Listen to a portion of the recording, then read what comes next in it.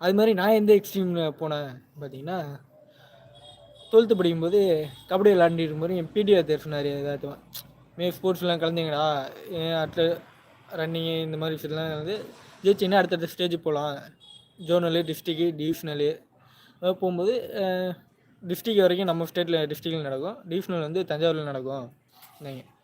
அப்போ தான் என் மூளைக்கு ஒரு யோசனை வந்துச்சு, தஞ்சாவூரில் எனக்கு தெரிஞ்ச ஒரு பொண்ணு இருக்குங்க. அந்த பொண்ணை பார்க்கலான்னு சொல்லிட்டு எவ்வளோ ட்ரை பண்ணப்போ, ஐயோ எவ்வளோ பார்க்குறானே, எவ்வளோ தெரிஞ்சவன் இல்லை அந்த பொண்ணை பார்க்கணுங்கிறதுக்காக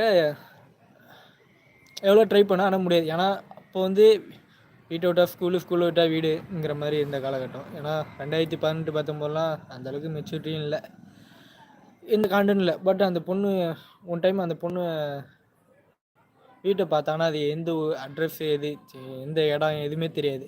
ஆனால் போய் கண்டுபிடிக்கலான்னு சொல்லிட்டு, ஆனால் தெரியும் கன்சர்ன்லேருந்து ஒரு 2 கிலோமீட்டர் சரௌண்டிங்கில் தான் இருக்குன்னு மட்டும் தெரியும். அதுக்காக சரி போய் கண்டுபிடிக்கலான்னு சொல்லிட்டு அதுக்காக ட்ரை பண்ணேன். நல்லா ஒரு 1500 மீட்டரில் ஸ்போர்ட்ஸில் கலந்துக்கிட்டேன், ஜோனல் ஜெயித்தேன், டிஸ்ட்ரிக் ஜெயித்தேன், டிவிஷ்னலும் தஞ்சாவூருக்கு போனேன். ஆனால் அப்போ வந்து அன்ஃபார்ச்சுனேட்லி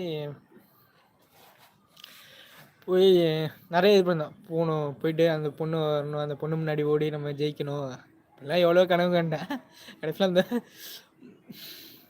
பொண்ணே கண்டுபிடிக்க முடியல. அப்புறம் எங்கே அந்த பொண்ணு வர்றது.